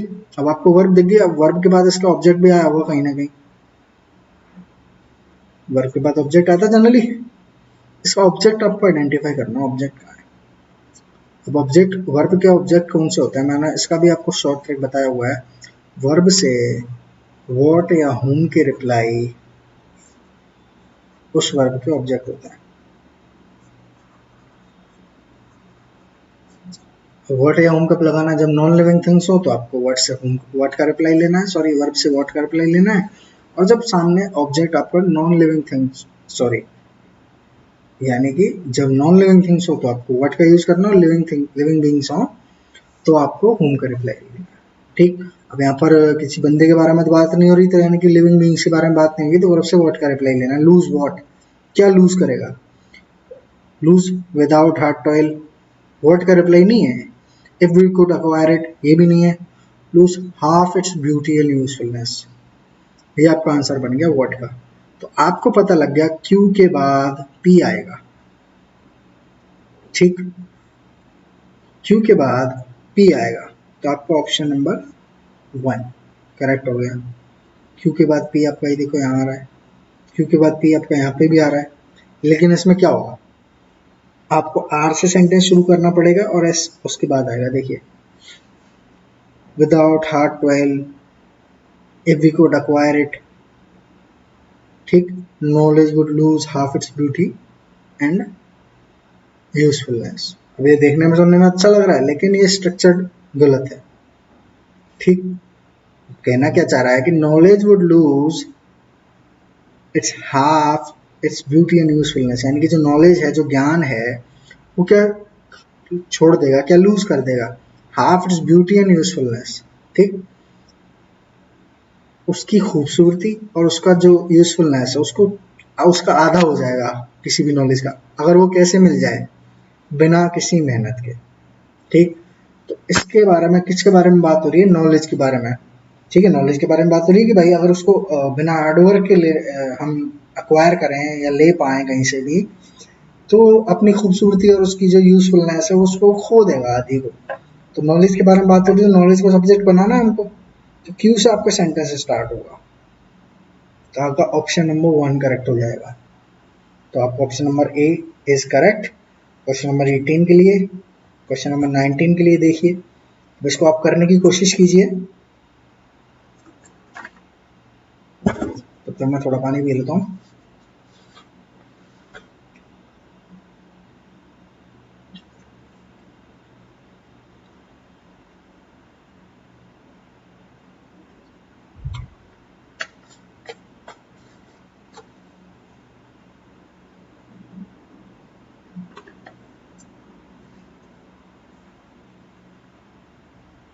तो आपने करने की कोशिश की होगी क्वेश्चन नंबर 19। ठीक है, चलिए देखिए इसका आंसर होगा आपका number 2, option B, QPSR।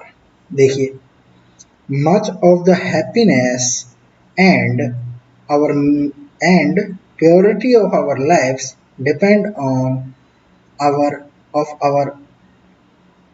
our making a wise choice of our companions and friends। ठीक है, अब देखिए अब मेरे दिमाग में कुछ और चल रहा था तो मैं इसको ढंग से बोल नहीं पाया। मैंने बोला था ना वो एम्बी डेक्सटेरिटी के बारे में कि आपका माइंड एक बार में एक ही कमांड करता है, तो मैं कुछ सोचने कुछ लग रहा था, मुंह से मैं कुछ यहाँ देख देख के बोलना चाह रहा था, लेकिन हैंड माउथ कोऑर्डिनेशन नहीं बना क्योंकि माइंड कहीं और चल रहा था। ठीक, तो ये देखिए जो पी एस आर आपका आंसर होगा, यानी कि much of the happiness and purity of our life depends on our making a wise choice of our companions and friends. यानी कि हमारी लाइफ की हैप्पीनेस और प्योरिटी किस पे डिपेंड करती है?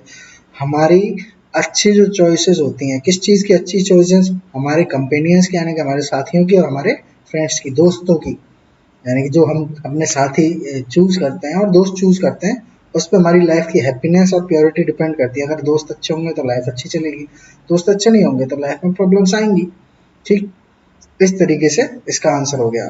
अब इसका मैं कुछ और बताना चाहता हूँ जिसमें देखिए एंड दिखाई दे रहा है। ये एंड एक कोऑर्डिनेट कन्वेंशन होता है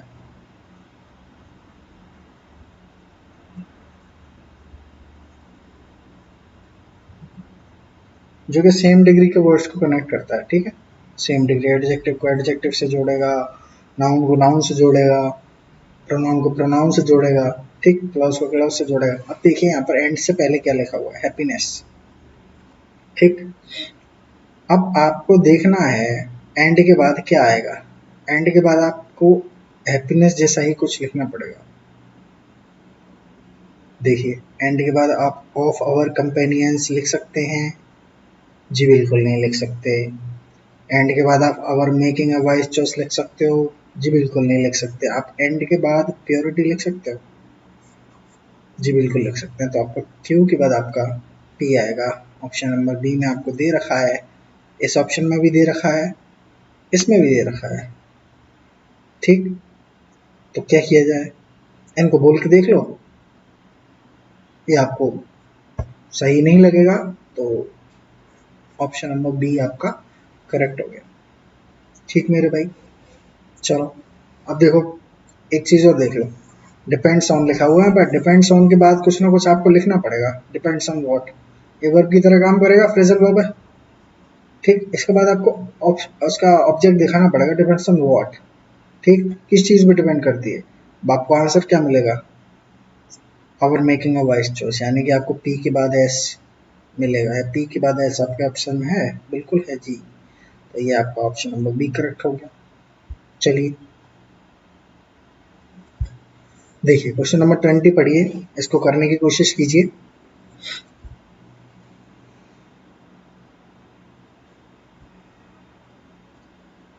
वीडियो को पॉज करके भी कर सकते हैं आप।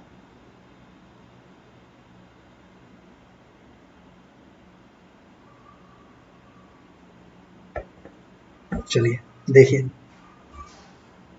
हमको दे रखा था P Q R S, on the earth have not the noblest deeds been done for gold that have been done. इसका करेक्ट आंसर आपको मिलेगा ऑप्शन नंबर सी में, क्यू एस पी आर, यानी कि the noblest deeds that have been done on the earth have not been done for gold. यानी कि जितने भी अच्छे काम धरती पे किए गए हैं वो सारे के सारे गोल्ड के लिए नहीं किए गए, यानी कि कुछ अच्छे काम मानवता के लिए भी किए गए हैं। लोग अच्छे हैं इसलिए अच्छे काम करते हैं, सिर्फ पैसे के लिए, गोल्ड के लिए नहीं किए गए। ठीक, तो मैंने क्या बोला था? सब्जेक्ट आइडेंटिफाई करना है सबसे पहले। Been done, that have been done on the earth, ये सब्जेक्ट नहीं बन सकते आपके। द नोबलेस्ट डीड्स, ये आपका सब्जेक्ट बनेगा। ऑप्शन नंबर क्यू आपका पहला होगा, तो क्यू आपका पहला एक ही ऑप्शन में, तो ये आपका आंसर होगा। ठीक है बहर भाई, रिलेटिव प्रोनाउन दैट से भी आप आइडेंटिफाई कर सकते हो। रिलेटिव प्रोनाउन दैट आपको यहाँ पर दे रखा है, इससे भी आप देख सकते हो। रिलेटिव प्रोनाउन क्या करता है? अपने बाद आने वाले क्लॉज में अपने पहले आने वाले एंटीसीडेंट, यानी कि जिसके बारे में बात हो रही है उसके बारे में कोई ना कोई इन्फॉर्मेशन देता है एंटीसीडेंट के बारे में। बाद में इन्फॉर्मेशन क्या दे रखी है? दैट हैव बीन डन, यानी कि कोई ऐसी चीज़ है जो की गई है। ठीक है, अब अर्थ की गई है क्या? नहीं। गोल्ड किया गया है क्या? नहीं। लेकिन यहाँ पर नोबलेस्ट डीड्स लिखा हुआ है, यानी कि अच्छे काम लिखा हुआ है, ये किए गए हैं। हाँ जी बिल्कुल, क्यू के बाद आपका एस आएगा। इस तरीके से आप आइडेंटिफाई कर सकते हैं। क्वेश्चन नंबर 20 का ऑप्शन सी आपका आंसर हो गया। अब आ जाते हैं हम पैसेज पे। तो आप लोग पहले एक बार पैसेज अच्छे से पढ़ लीजिए, नीचे क्वेश्चन दिया हुआ है उसका फिर अपन आंसर करेंगे। तो चलिए आप एक बार वीडियो को पॉज कीजिए और अपना कुछ पैसेज जो भी है वो पढ़ लीजिए।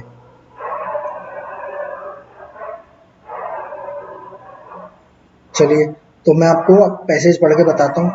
पैसेज आपका कह रहा है जर्नलिज्म मीन्स सेवरल थिंग्स, यानी कि जो जर्नलिज्म है उसका मतलब है पत्रकारिता। जर्नलिज्म का मतलब क्या हो गया? पत्रकारिता। पत्रकारिता मीन्स सेवरल थिंग। पत्रकारिता का मतलब खाली सिर्फ एक न्यूज दे देना ये नहीं होता, बहुत सारे मतलब होते हैं पत्रकारिता।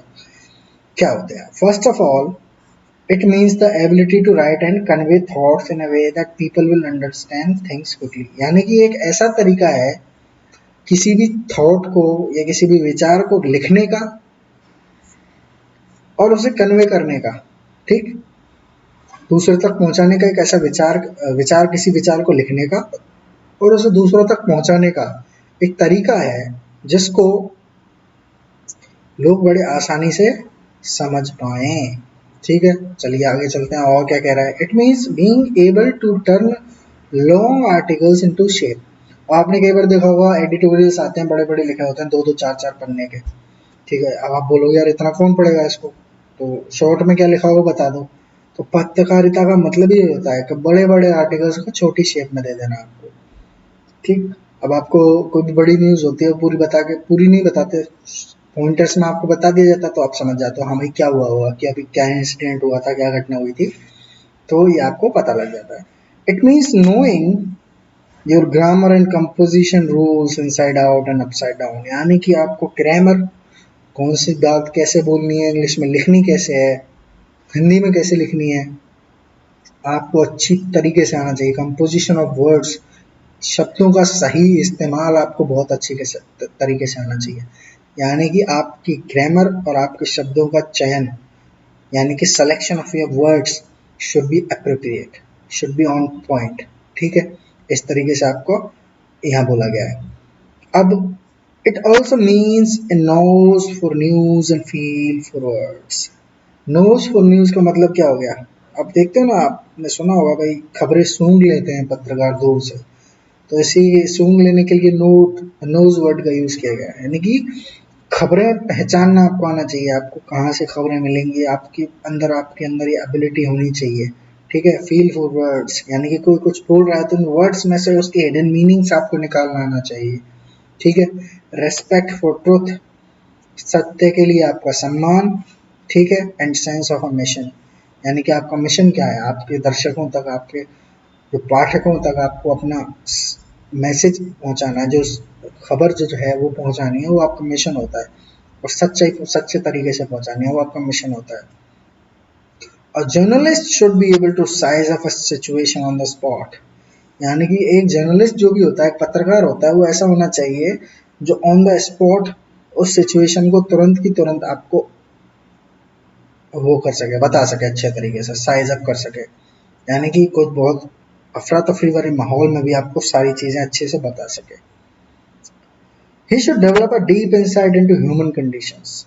उसकी ह्यूमन कंडीशंस के लिए डीप थिंकिंग होनी चाहिए, यानी कि उसको समझ होनी चाहिए लोग कैसे रिएक्ट करते हैं इन चीज़ों के बारे में, तो उसके बारे में उसको पता होना चाहिए। ऐसा ना हो कि कोई गुस्सैल आदमी और उससे आपने चुभने वाला सवाल पूछ लिया तो उसने आप पे गुस्सा कर दिया। आपको पता होना चाहिए किस इंसान से किस तरीके से बात करनी है। इन शॉर्ट इसका मीनिंग ये होगा। Nobody can teach you the फाइनर aspects of journalism. यानी कि बहुत छोटे छोटी जो बारीकियां हैं जर्नलिज्म की, पत्रकारिता की, वो आपको कोई नहीं सिखा सकता। No plastic surgeon can give you a nose for news. कोई भी प्लास्टिक सर्जन आपके लिए न्यूज के लिए सूंघने के लिए नाक नहीं लगा सकता अलग से। No teacher can give you a feel for words. कोई टीचर आपको शब्दों का जो चयन हो सकता है या फिर फील है, सब उनको समझना, उनकी हिडन मीनिंग समझना नहीं सिखा सकता। ठीक है, तो ये तो हमारे पैसेज में बात की गई है। अब हमसे पूछा गया है कुछ क्वेश्चन इस पैसेज के ऊपर, उनका आंसर हमको करना है। हमसे सबसे पहले क्वेश्चन पूछा गया, क्वेश्चन नंबर 21 में, द पैसेज इज ऑन, यानी कि ये पैसेज है, किसके ऊपर है, कोई टॉपिक, शीर्षक। ठीक, इसके बारे में देखते हैं ऑप्शन क्या क्या। The journalist, surgeons and teachers. क्या ये जर्नलिस्ट के बारे में, सर्जन्स के बारे में, टीचर्स के बारे में है? फिर दूसरा ऑप्शन में कह रहा था मेरिट्स ऑफ जर्नलिज्म, ये जर्नलिज्म की मेरिट्स के बारे में है। What journalism is all about, यानी कि ये जर्नलिज्म के बारे में है कि जर्नलिज्म क्या है, उस बारे में है कि ये पैसेज। और चौथा ऑप्शन कह रहा है the journalist feel for words, यानी कि जर्नलिस्ट का जो शब्दों के प्रति जो समझदारी है उसके बारे में है। तो किस बारे में आपने क्या महसूस किया यहाँ पर? यहाँ सारी बात जर्नलिज्म के ही ऊपर हो रही थी, ठीक। तो आपका करेक्ट आंसर होगा option number 3, what journalism is all about. तो इस पूरे पैसेज में जर्नलिज्म के बारे में बात की गई है, तो भाई क्या है, उसके लिए क्या क्या होना चाहिए, जर्नलिस्ट को कैसा होना चाहिए, ठीक है। अब ये जो सर्जन और टीचर्स के बारे में बात की थी, रेफरेंस के लिए यूज किया गया है बस, इनके बारे में मेन बात नहीं है, मेन बात हो रही है आपकी जर्नलिज्म की। आप पहली लाइन देख लीजिए, शुरुआत ही किससे हो रही है, जर्नलिज्म मीन्स सेवरल थिंग्स। पहली लाइन आप देखिए, जर्नलिज्म मीन्स सेवरल थिंग्स, इसके बारे में बात हो रही है। तो आपका पैसेज में इसके बारे में बात हो रही है। चलिए नेक्स्ट क्वेश्चन देखते हैं। अ journalist should B thorough with, अब किस चीज से जर्नलिस्ट मतलब शुरू शुड बी थरो विद, यानी कि कोई कौन सी चीज उसको बहुत अच्छे तरीके से आनी चाहिए, ठीक है। All the rules of writing, the news, grammar, composition, the insight into human condition. अभी सारे लग रहे हैं आंसर, तो आंसर क्या होगा आपका? आंसर आपका होगा all the rules of writing, यानी कि उसको लिखने के बारे में सारे रूल्स बताना चाहिए कि किस चीज को, किस खबर को किस तरीके से लिखना है। चलिए नेक्स्ट क्वेश्चन की तरफ चलते हैं। नेक्स्ट क्वेश्चन हमारे पास है, one of the main requirements for a journalist is to edit articles, have a good news for news, respect everyone, exploit a situation. यानी कि जर्नलिस्ट होने के लिए मेन रिक्वायरमेंट क्या है? उसको आर्टिकल्स एडिट करना आना चाहिए, या उसकी जो नाक है वो न्यूज़ के लिए अच्छी होनी चाहिए, यानी कि उसको खबरें सूंघना आना चाहिए अच्छे से। उसको खबरें सूंघने से मतलब ऐसे सूंघना नहीं हो गया, इसका मतलब आप किसी भी छोटे से इंसिडेंट से खबरें निकाल के ला सको, उसे बोला जाता है। आप खबरों, आपको कहते हैं ना ब्रेकिंग न्यूज़, सबसे पहले ब्रेकिंग न्यूज़ है ना, उसे बोला जाएगा news for journalism, news for news, ठीक। रेस्पेक्ट एवरीवन, हर किसी का सम्मान करना, हर किसी को रिस्पेक्ट देना। या फिर एक्सप्लॉइट सिचुएशन, किसी सिचुएशन का, किसी भी स्थिति का फायदा उठाना, उसे एक्सप्लॉइट करना, गलत तरीके से उसका फायदा उठाना, ये होगा इसका। क्या होगा भाई इसका आंसर? जर्नलिस्ट के सबसे बेसिक जो उसका रिक्वायरमेंट होती है वो होती है have a good news for news, यानी कि उसको खबरों के बारे में पता होना चाहिए, खबरें कैसे निकालनी है, कहाँ से निकालनी है, किस तरीके से खबरें निकालनी है, उसको पता होना चाहिए। तो इसका आंसर हो गया आपका option number 2। The ethics of journalism is respect for truth, understanding people, ability to write, search for news। क्या हुआ भाई, एथिक्स क्या है उसके? एथिक्स का मतलब कर्तव्य कह सकते हो आप, कर्तव्य, या फिर एक लिमिट होती है ना हर चीज की, उस तरीके से भी आप कह सकते हो। एथिक्स क्या है? आदर्श कह सकते हो। क्या है भाई? रिस्पेक्ट फॉर ट्रुथ, यानी कि सच्चाई। सबसे बड़ा पत्रकारिता में यही होता है ना, आपको सच दिखाया जाए, जो भी दिखाया जाए आपको सच दिखाया जाए। जर्नलिज्म का मीनिंग यही होना चाहिए। अगला क्वेश्चन आपके लिए है कि which of the following statements is not true, यानी कि ऐसा कौन सा फॉलोइंग स्टेटमेंट है जो सही नहीं है। ऑप्शंस आपको दे रखे हैं। अ plastic surgeon can help a journalist, यानी कि एक प्लास्टिक सर्जन एक जर्नलिस्ट की हेल्प कर सकता है। जी ऐसा कुछ भी नहीं है। Teacher can hardly assist a journalist, यानी कि कोई टीचर जो है जर्नलिस्ट को असिस्ट नहीं कर सकता। Everyone can not be a journalist, ठीक। A journalist should be able to convey his thoughts to his readers. क्या सच नहीं है? ठीक। अब इसके बारे में पूछा है आपसे 25 को, क्या सच नहीं है भाई? यही सच नहीं है ना। अ plastic surgeon can help a journalist, teacher can hardly assist journalist, ये तो सही बात है कि भाई कोई टीचर जर्नलिस्ट को ये तो सिखा नहीं सकता कि भाई तुझे कैसे जर्नलिज्म करना है। Everyone can not B a journalist, ये भी सही बात है भाई, हर कोई पत्रकार नहीं बन सकता। Journalist should be able to convey his thoughts to his readers, ये भी सही बात है कि भाई जर्नलिस्ट जो भी है, पत्रकार है, उसको अपने थॉट्स अपने रीडर्स तक या फिर अपने व्यूअर्स तक पहुंचाना आना चाहिए, ठीक। चलिए, तो आपका ऑप्शन नंबर 1 करेक्ट हो गया। ये सच नहीं है। हमसे ये पूछा गया क्या सच नहीं है, यही सच नहीं है कि plastic surgeon can help journalist, कि कोई प्लास्टिक सर्जन किसी जर्नलिस्ट को हेल्प कर सकता है, ये गलत हो गया इसका आंसर। यानी कि इसका आंसर 25 का आपका नंबर 1 हो गया। क्वेश्चन नंबर 26 से आपको क्या करना है, अब आपको बतानी है फिल इन द ब्लैंक्स में आपको क्या भरना है, ये बताना है आपको फिल इन द ब्लैंक्स के क्वेश्चन है।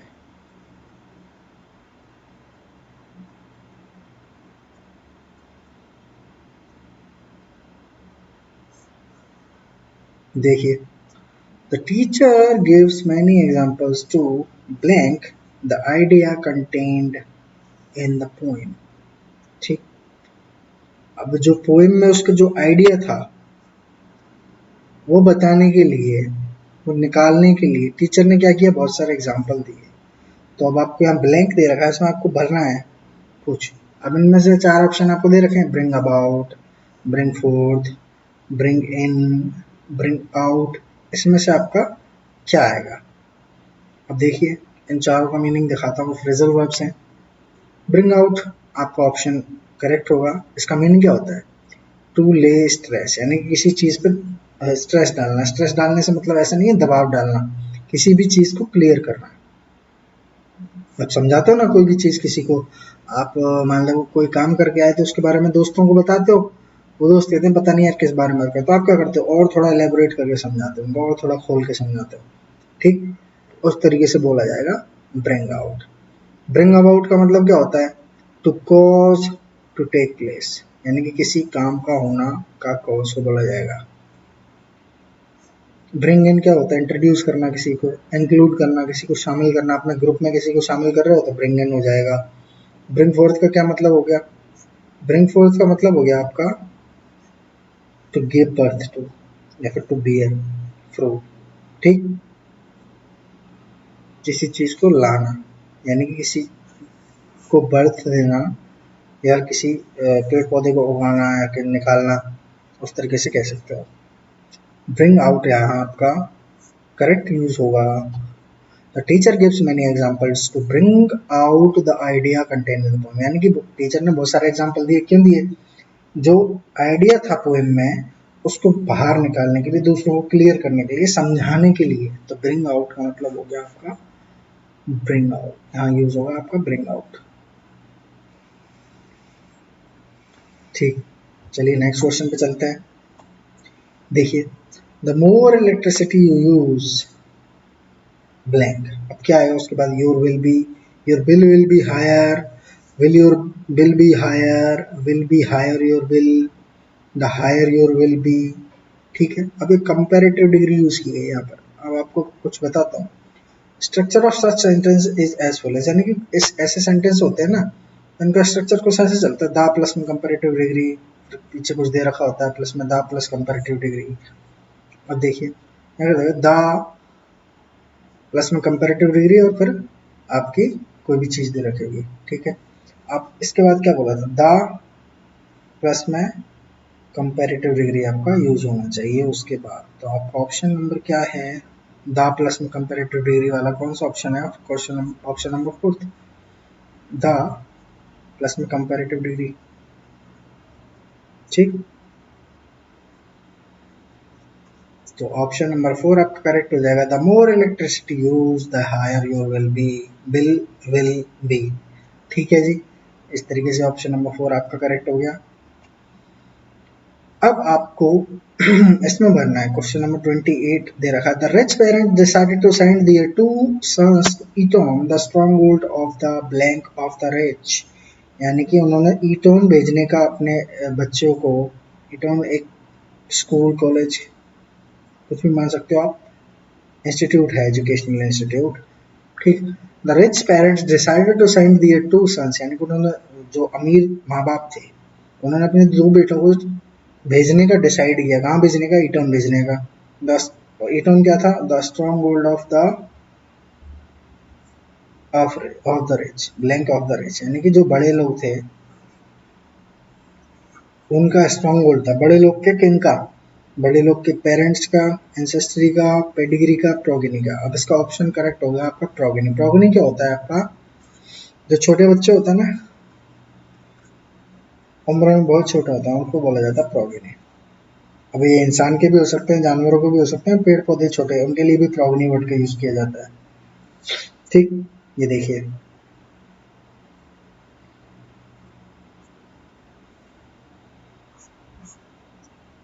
Persons, children, the young of animal and plants. Ancestry क्या होता है? फैमिली बैकग्राउंड आपका। पेडिग्री भी आपको फैमिली बैकग्राउंड को बोला जाता है। तो यहाँ आपका प्रोगेनी करेक्ट यूज हो गया। यानी कि जो छोटे छोटे बच्चे होते हैं बड़े बड़े लोगों के, यानी कि रिच पीपल के जो छोटे बच्चे होते हैं, उसका स्ट्रॉन्ग होल्ड कौन सा इंस्टीट्यूट है? वो है ईटॉन। तो जो ये वाले रिच पेरेंट्स थे, इन्होंने भी ये डिसाइड किया कि हमारे दोनों बेटे भी वहीं पढ़ेंगे। ठीक है भाई, क्वेश्चन नंबर 29 की तरफ चलते हैं। क्वेश्चन नंबर 29 हमको कह रहा है कि she stood blank the crowd quite amazed. अब ऑप्शन हमको दे रखे थे in, within, among, into. अब इनमें से भरना है आपको, क्या करेक्ट आएगा? She stood in the crowd quite amaze रहेगा, within the crowd quite amaze रहेगा, among the crowd quite amaze रहेगा, या फिर into the crowd quite amaze आएगा? चलिए देखते हैं। In preposition is used for indicating a location of a place or a place। ठीक है, तो अब यहाँ आपको क्राउड कहाँ मिलेगा? क्राउड आपको किसी जगह पे तो मिलता है, वो कोई लोकेशन होगी, कोई प्लेस होगा,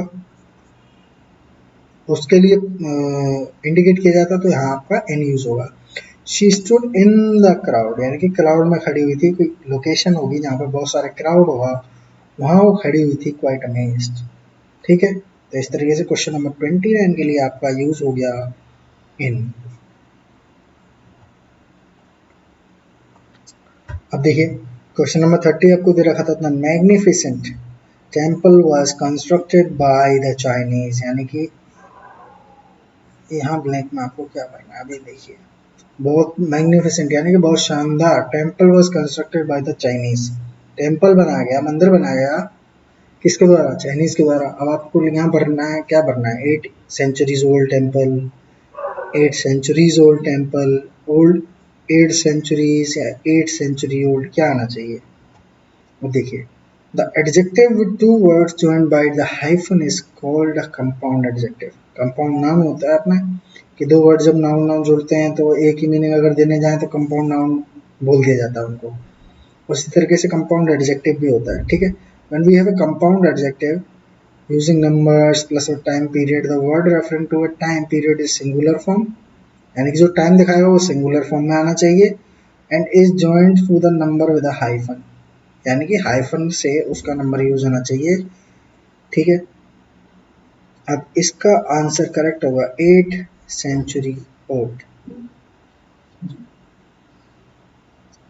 8 सेंचुरी ओल्ड। अब देखिए यहाँ पर ये सेंचुरीज ओल्ड कर रखा था, यहाँ पे भी सेंचुरीज कर रखा है, 8 सेंचुरीज कर रखा है, सिंगुलर यूज होना चाहिए इसका।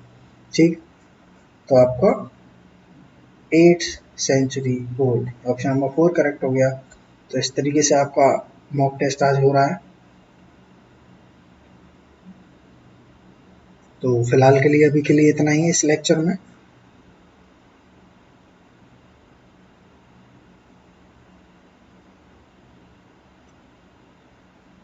तो जैसा कि आप लोग मुझे डिफेंस एग्जाम्स क्वेस्ट पर देख रहे हैं, और डिफेंस एग्जाम्स इन 10 को आप सब्सक्राइब कर लें, इस चैनल को भी सब्सक्राइब कर लें। इसमें क्या आपको 8 to 10 मिनट्स के शॉर्ट वीडियोस मिलेंगे, जिसमें आपको छोटे छोटे कंसेप्ट आपको सिखाए जाएंगे, दिखाए जाएंगे, तो उनको देख के आप बहुत कुछ जल्दी से सीख सकते हो। तो इन दोनों चैनल्स को सब्सक्राइब कर लें। डिफेंस एग्जाम 101 को भी सब्सक्राइब करें, और अनअकैडमी को मुझे फॉलो करना है, तो उसके लिए भी मैं बता देता हूँ कैसे फॉलो करना है मुझे अनअकैडमी पर। आपको